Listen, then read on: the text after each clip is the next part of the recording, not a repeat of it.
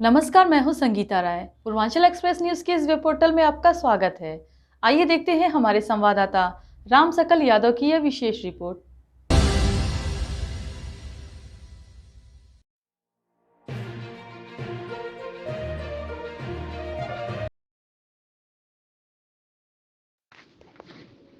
आजमगढ़ जिले की अतरौलिया विधानसभा क्षेत्र स्थित निरीक्षण भवन में बुधवार को कैबिनेट मंत्री पंचायती राज विभाग ओम प्रकाश राजभर ने राष्ट्रीय कमेटी की बैठक में हिस्सा लिया और पार्टी को मजबूती देने का संकल्प लिया।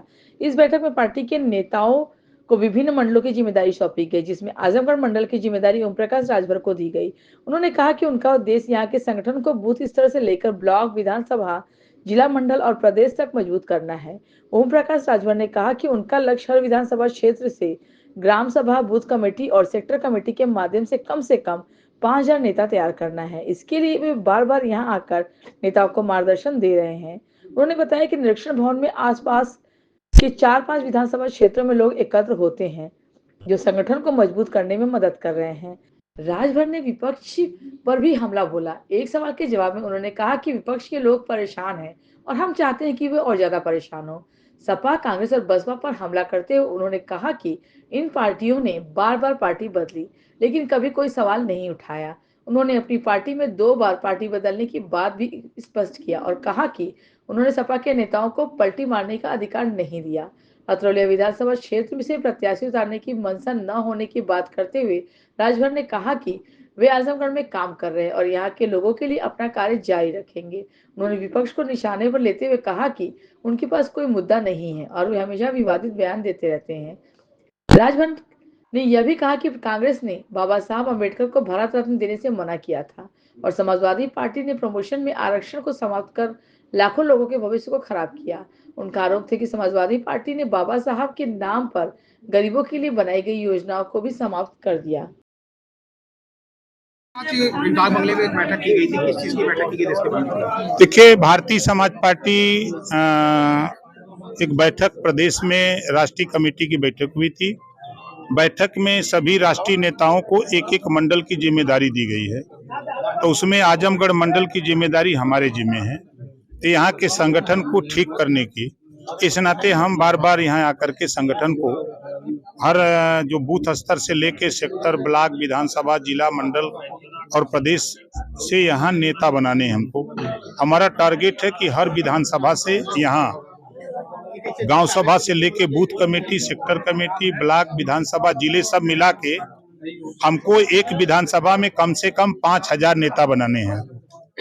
तो अब उसी में हम लगे हुए हैं। अपने नेताओं को बुला बुला करके उनको समझाते हैं, कि उनको तरीका बताते हैं कि आगे कैसे कैसे करना है।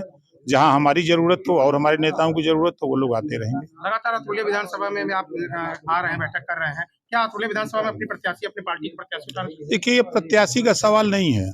सवाल यहाँ एक डाक बंगला है, तो गोपालपुर के लोगों को आसानी हो जाती है यहाँ आने में, निजामबाद के लोगों को हो जाती है, फूलपुर को हो जाती है, अतरौलिया में है। तो यहाँ 4-5 लोगों विधानसभाओं के लोग आसानी से आ जाते हैं। दूसरा, हमारा सेंटर बनने जा रहा है सदर, तो सदर से उधर लालगंज हो, मेहनगर हो, आपके लालगंज हो, वो सर हम सेंटर बना करके 10 विधानसभा का संगठन बनाने की जिम्मेदारी हमको मिली है, तो उसमें हम काम कर रहे हैं। उससे विपक्ष लोग बार बार कह रहे हैं कि ये सपा का गढ़ है, आप यहाँ बार बार आ रहे हैं, अपनी पार्टी उठाएंगे। निषाद पार्टी को भाजपा यहाँ पे सीट दे चुकी है, गठबंधन का है, इसके बारे में? वो देखिए, यहाँ सीट का बंटवारा नहीं हो रहा है, हम संगठन का काम कर रहे हैं।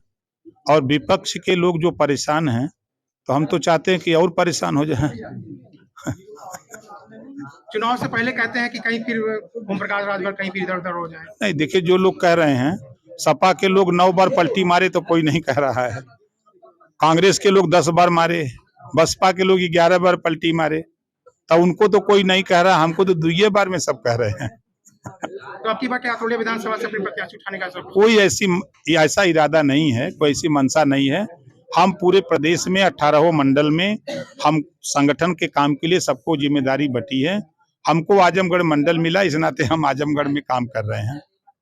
अमित शाह के बयान को लेकर काफी उपद्रव चल रहा है, कई जगह पुतले फूके जा रहे हैं।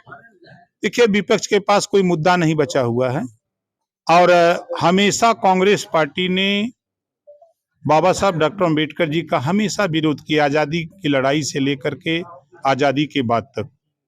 यहाँ तक कि कांग्रेस ने बाबा साहब डॉक्टर अम्बेडकर को भारत रत्न देने में भी कतराती रही, भागती रही, नहीं दिया। और यही कांग्रेस पार्टी बाबा साहब डॉक्टर अम्बेडकर जी को चुनाव 2-2 बार हरवाया। जब गरीब, कमजोर, पिछड़े, दलित की बात ही बाबा साहब करते थे, अल्पसंख्यक की बात करते थे, जब उनके अधिकार की बात आई तो कांग्रेस पार्टी नहीं मानी तो रिजाइन दे दिया।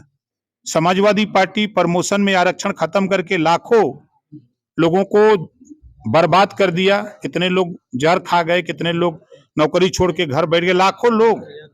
अब यही जब बाबा साहब डॉक्टर अम्बेडकर जी के नाम पर जो योजनाएं गरीबों के विकास के लिए बनी थी, वो समाजवादी पार्टी ने ही खत्म किया।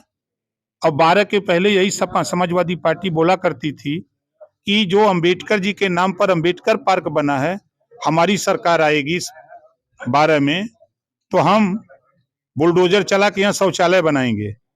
ऐसे लोग बाबा साहब की बात कर रहे हैं कि जो उनके नाम से बने हुए पार्क को गिरा करके शौचालय बनाने की बात करते हो।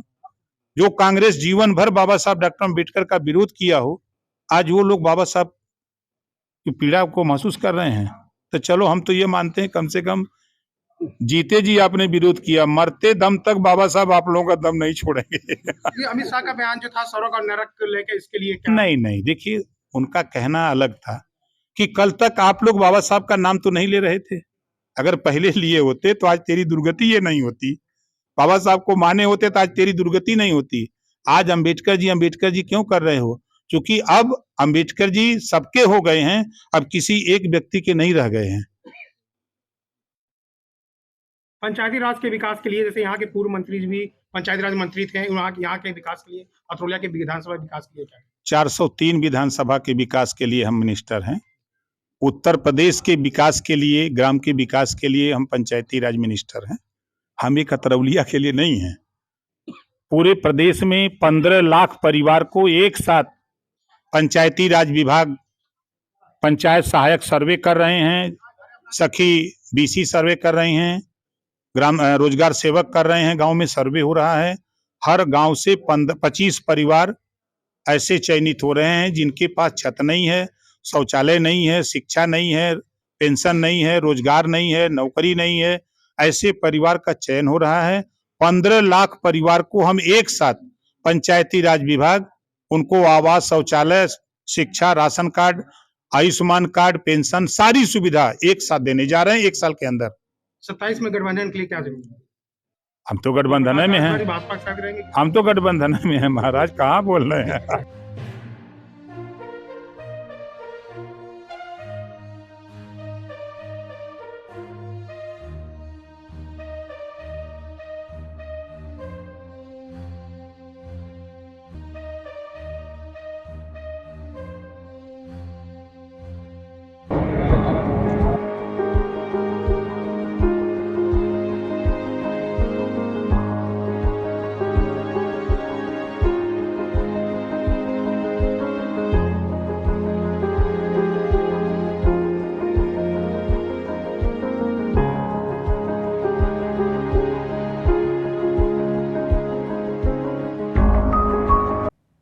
अगर आपको हमारी खबर पसंद आई हो तो हमारे चैनल को लाइक, सब्सक्राइब और शेयर जरूर करिए।